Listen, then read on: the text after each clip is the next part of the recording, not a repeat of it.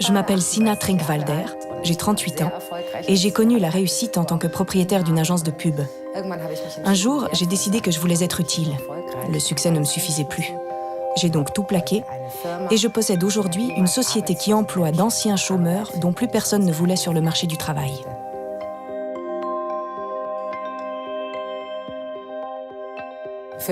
Pour moi, vivre en accord avec le développement durable, c'est simplement faire preuve de respect envers les hommes, les animaux et l'environnement. En tant qu'entrepreneuse, le développement durable revêt une priorité absolue parce qu'il représente les fondations sur lesquelles mon entreprise est bâtie. Elle doit s'inscrire dans l'avenir. Il faut pratiquer une économie dite des petits-enfants. Peu m'importe l'avis de mes clients. Je préfère imaginer ce que leurs petits-enfants pourraient bien penser de nos produits et de la manière dont nous menons nos activités. Voilà ce qui rend l'économie durable. Je m'appelle George Steinman, je suis artiste plasticien, musicien et chercheur. Et depuis 1992, depuis le sommet de Rio, je me consacre à la thématique du développement durable. En fait, je ne crois plus à l'existence de réponses miracles à des problèmes complexes, que celles-ci émanent de la politique, du milieu scientifique ou de tout autre domaine de connaissances. Je suis convaincu que nous devons partager nos connaissances pour trouver des débuts de solutions.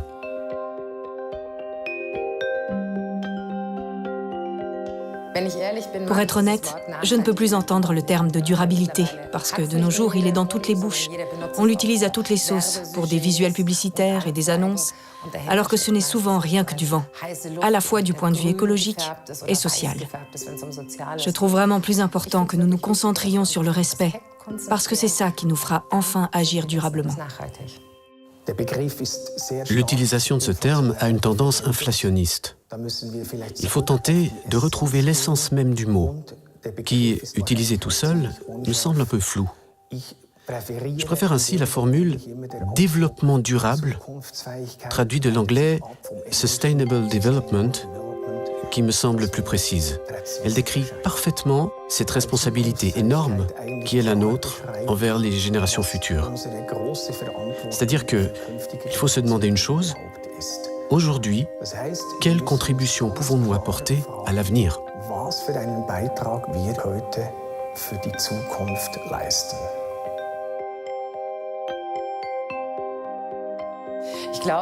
Je crois que tout entrepreneur ou toute entrepreneuse peut non seulement jouer son rôle dans la promotion du développement durable, mais il ou elle se doit de le faire. Le développement durable doit faire partie intégrante de la culture d'une entreprise. Et nous devons nous assurer que les décisions que nous prenons au quotidien, que nous avons prises pour nous-mêmes et que nous nous sommes fixées nous-mêmes, soient viables pour l'avenir. Privilégier une utilisation efficace des matières premières, traiter les collaborateurs de manière sociale et équitable, agir de manière écologique envers l'environnement, il s'agit de veiller jour après jour au respect de ces critères. Sans quoi, le développement durable ne fonctionnera pas.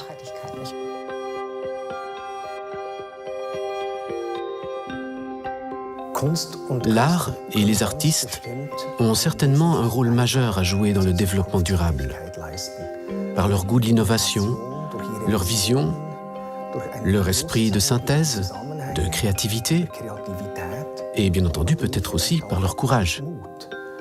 Parce que nous sommes tenus d'agir de manière créative et innovante.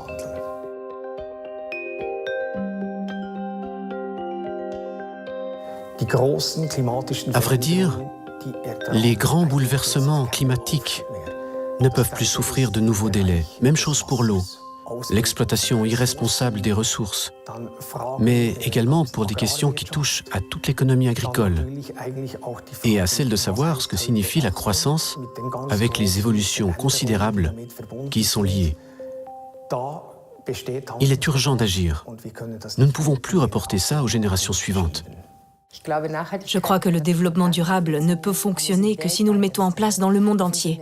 Nous en sommes très loin parce qu'il y a naturellement beaucoup de nations industrialisées, de pays émergents et du tiers-monde.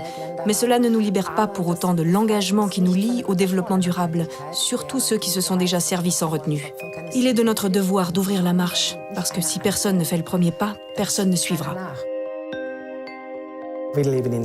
Nous vivons à une époque qui véhicule un grand nombre de mauvais exemples et d'approches erronées sur lesquelles il faut porter un œil critique. Au final, nous n'avons d'autre choix que de prendre le développement durable au sérieux et de le mettre en œuvre. Et pas besoin de devenir un ascète pour rendre son mode de vie compatible avec le développement durable. La plupart des gens ont peur que le fait de vivre dans le respect du développement durable entrave leur qualité de vie. Mais c'est faux. Nous ne devons rien céder de notre qualité de vie. Nous en gagnons une autre. L'éternelle quête du toujours plus vite, toujours plus grand, toujours plus haut n'est certainement pas la solution qui permettra d'assurer la pérennité d'une société. Il faut une nouvelle prise de conscience. Il faut une réorientation. D'après moi, les restrictions en termes de mobilité, d'énergie fossile et de consumérisme sont en fin de compte un grand bénéfice et non une perte. Il faut que nous nous prenions simplement plus de temps pour les choses que nous consommons. Ce serait déjà un bon début. Prenons l'alimentation. Est-ce que mes denrées de base ont été produites de manière écologique ?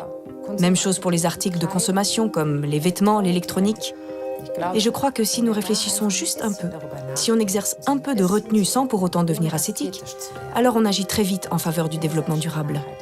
Et si on est toujours plus nombreux à le faire, ce sera une bonne chose.